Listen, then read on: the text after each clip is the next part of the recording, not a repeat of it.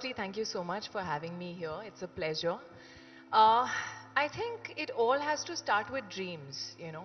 I always feel that I have been a dreamer. I have been in my head an achiever always. Um, but yes, when you don't come from a film background, this was never a dream that I saw. Like बचपन में लोग बोलते हैं कि मुझे actress बनना है, मैं बोलती थी.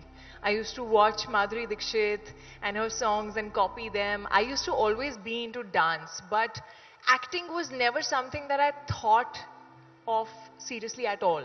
I was always into academics. My mom's a professor in Delhi University. My dad's a CA.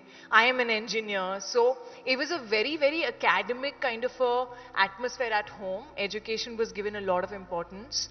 And this is something that kind of just happened. Someone just told me, you've got the height, you've got the face, why don't you start modeling? And I was like, okay, I'm not really sure if I want to be a model, but yeah, it could be an experience. So I started modeling while I was in my BTech, second year.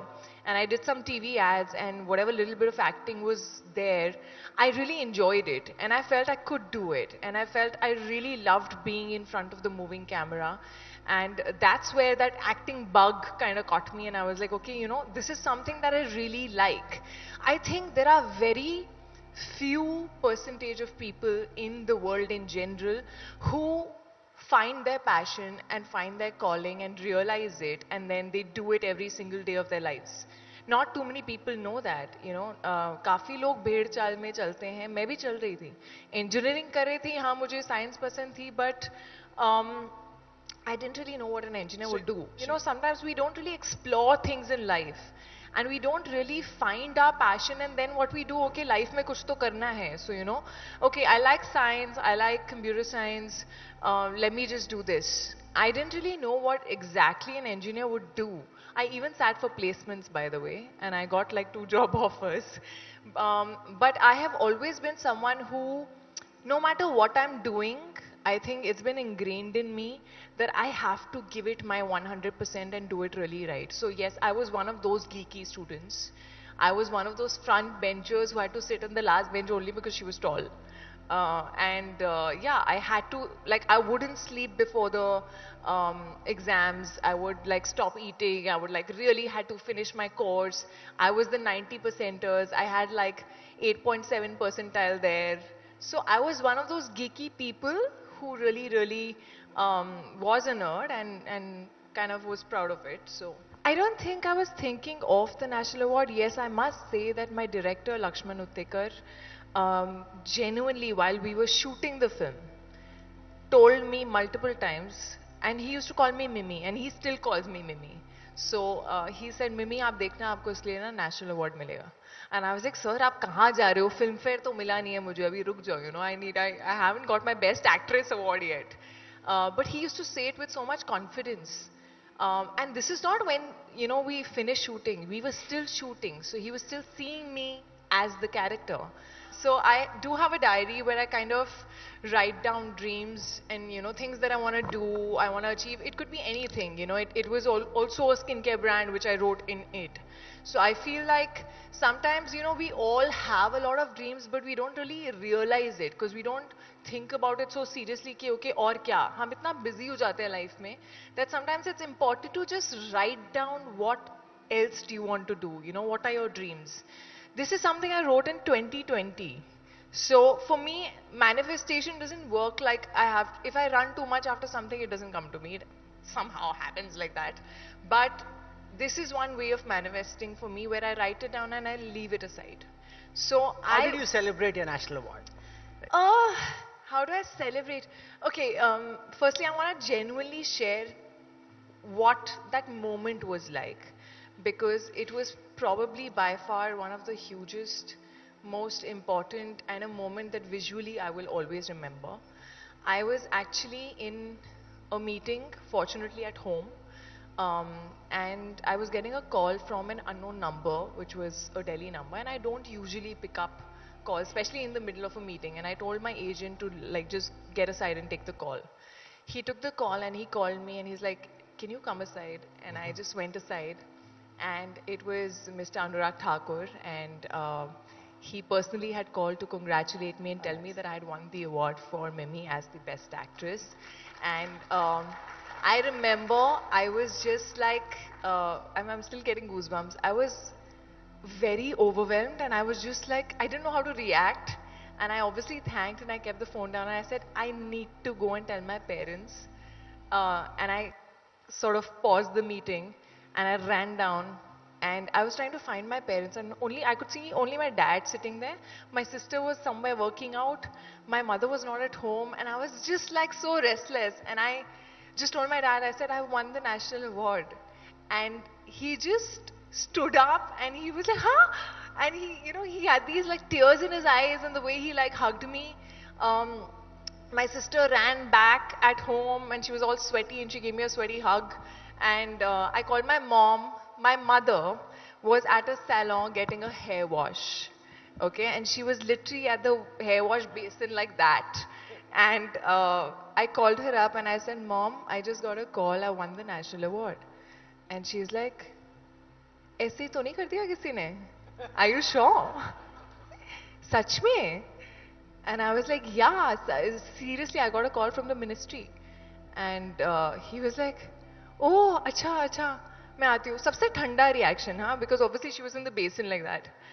She has come in wet hair. She has not even dried her hair there. The moment the head wash was done, she came back home and literally she came almost dancing to me and she hugged me. And I think that feeling, what I saw in their eyes, in my parents' eyes, I swear there is no bigger award than that. The feeling of pride, the feeling.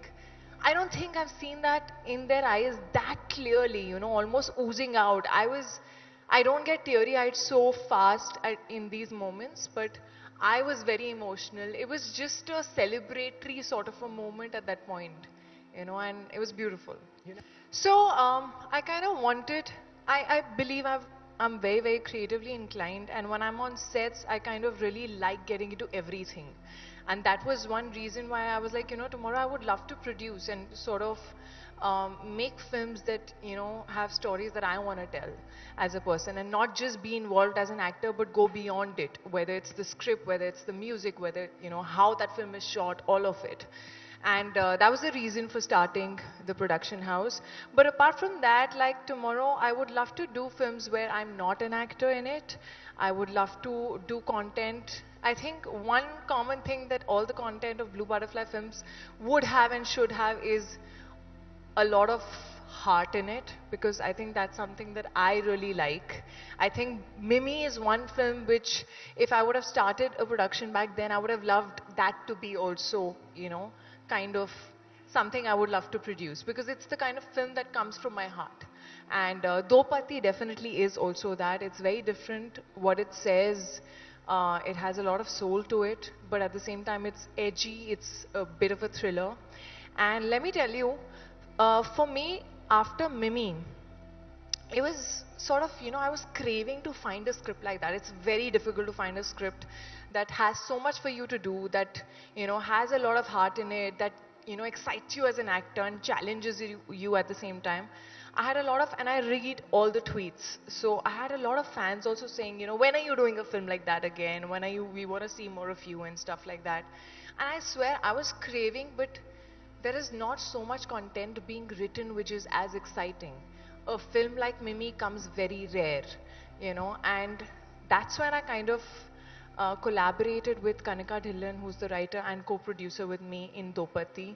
And I wanted to do something on a subject, and she had something else, and she kind of blended it together, and Dopati happened. So sometimes I believe you have to create opportunities.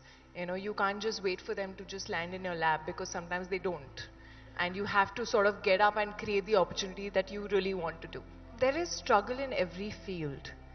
Okay, but I just want to say that to that young girl, that you need to dare to dream and you need to believe in yourself and you need to work bloody hard at whatever you want to do, because nothing is going to come easily, but if you really stick to it and stay at it and don't let the noise around you affect you, and keep going for it, you will get there someday.